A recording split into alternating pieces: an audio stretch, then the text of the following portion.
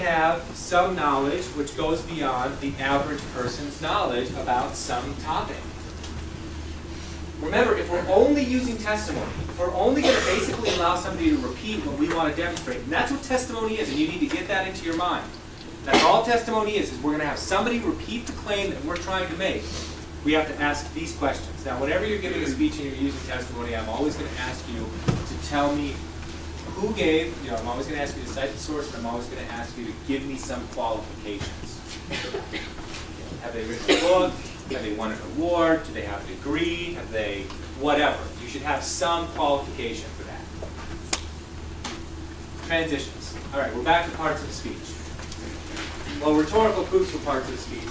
Now we're going to move back a little bit, and we're going to talk about the script. Remember, your audience needs a script. They need to have some expectation of what it is that you're going to say next. They need to be able to organize the information that you're giving them in a way that they can store it into their file folder, into their schema. And so the transitions are another way to connect your thesis to all of the evidence and all of the material and proofs that you're providing in your speech. The emotional proofs, the logical proofs, the credibility proofs, all of that needs to be connected. That's going to happen through the transitions. And transitions are really signposts. So when you're driving down the road, how do you know which exit to get off? There's generally a few signposts, right? You see one many, many miles. So, the Vermilion exit, 20 miles. Vermilion exit, 20 miles, right? It allows you as the driver to anticipate, okay, now I've got to pay a little bit more attention. I've got to avert my eyes from the landscape, and I've got to pay a little bit more attention to when that exit is coming up. So when I see exits, I've got a little bit more signposts, right? So that's what you're doing. That's what you're doing in your introduction. Your introduction is like that sign that's 20 miles away from the exit. You're saying, Truman truly had integrity. Truman truly had integrity because Truman truly loved his wife, and Truman truly loved his country. That's your signpost. That's the 20-mile away signpost. But then you're going to get to the exit. Then it's going to come time for you to pull off. And at that point, that's where you're at the transition, which is equivalent to saying you are now driving on I-29. You will now turn onto Highway 50 in order to get to Vermilion, which is what your GPS would say to you if you had one of those little machines in your car that I don't have. But if you had it, you would do that. And so there's signposts, and that's what I'm asking you to do here. You've got to tell your audience what you just told them, and then tell them what you're going to tell them next, so that they know where you are at what point in your speech, so that they can know that they need to shift their focus. Okay? They need to know that we just went from talking about Truman truly loved his wife to Truman truly had loved his country. There are two dimensions of any transition. The first one is verbal. That is, you're going to say something. You're going to provide an internal review.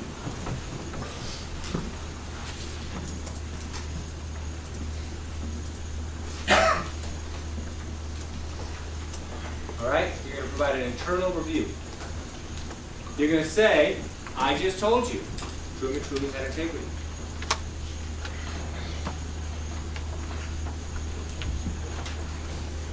So maybe the thing I talked about is I talked about how Truman came up in a 19th century political organization called a political machine. Most major cities were run by political machines.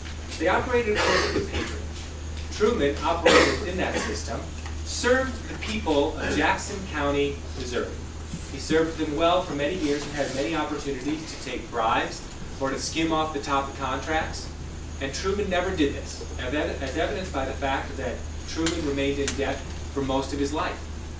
At the same time, Truman's colleagues felt free to take bribes and free to take grabs. But Truman didn't, because Truman truly had integrity. Truman truly had integrity with respect to his job.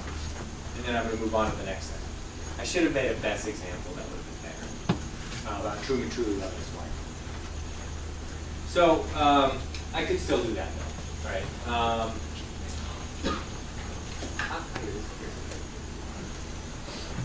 Okay, so Truman truly, first of all, I'm going to talk to you about, here, I'm talking about And Truman truly had integrity, Truman truly loved truth. And now I'm going to go. So Truman truly loved his wife. That's the thing I'm going to talk to you about first. That's the internal preview. So Truman truly loved his wife. Truman truly loved Bess. Back in the 1920s and the 1930s in America, it was customary to buy an engagement ring. It didn't necessarily have to be a diamond ring, but it was customary to buy an engagement ring. However, it was also thought that it was bad luck to buy an engagement ring on credit. And so rather than soil the potential marriage between Bess and Harry Truman and buy the ring on credit, Truman chose to wait until he had enough money to buy the ring outright so that he didn't place any curse on his marriage with Bess, because he knew that Bess should be happy, and Bess would only be happy in a good relationship that didn't have a cloud of bad luck hanging over it. That's because Truman truly loved his wife. But Truman also loved his country. So I just said Truman truly loved his wife. That's the internal review. Now I'm going to go to the internal preview, which is Truman truly loved his country. And then I would give the example of how he didn't take political graft, or how he worked in the Truman Commission to prevent corruption from military contractors from hurting our soldiers overseas. So they're verbal, but they're also nonverbal. Okay, now you've seen one way in which I use nonverbal transitions, right? I move. You should move. This all goes back to perception and the way in which you capture and hold your audience's attention. So I can move from my first point to my second point. Truman truly loved his wife. Truman truly loved his country. I moved to the second point. Also gestures. It's not hard if you practice a little bit, especially when you're doing your persuasion and your formative speeches, to remember to say, I told you that Truman truly loved his wife. Now that's a nonverbal gesture of the first point. It's an enumerated gesture. It's another cue to your audience. It's a repetitive cue to your audience that Truman, that you have finished with your first point. This is a repetition of the first point. Now I'm going to repeat my second point. Truman truly loved his country. And I'm going to show you, look at that. I'm doubling up on the nonverbal gestures. I've got the movement and I've got the fingers.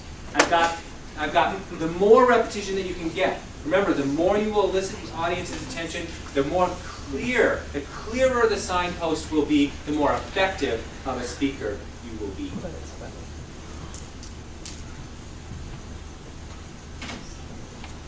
You can also use paralinguistics, a word that you have not been introduced yet because you haven't gotten into the chapter on nonverbal communication, but you know I've talked about how rate matters. Pauses matter. The pitch matters, because when I speak slowly, or rather when I speak in a lower tone of voice, it suggests a greater level of seriousness. This is the reason why James Earl Jones often plays a judge. He's got a low, booming voice and answers the word. Paralinguistics, so you can change your paralinguistics, change them up. I like to change my rate, I like to be talking about a topic, what I like to talk about is, maybe the thesis is produce your life. So, produce your own food and produce your own, so produce your own food and produce your own clothing. First, I'm going to talk to you about how you can produce your own food. So maybe I'll start off and I'll start slow. I'll say, it's really incredible. For a long time in American history, people were true environmentalists. They didn't overconsume.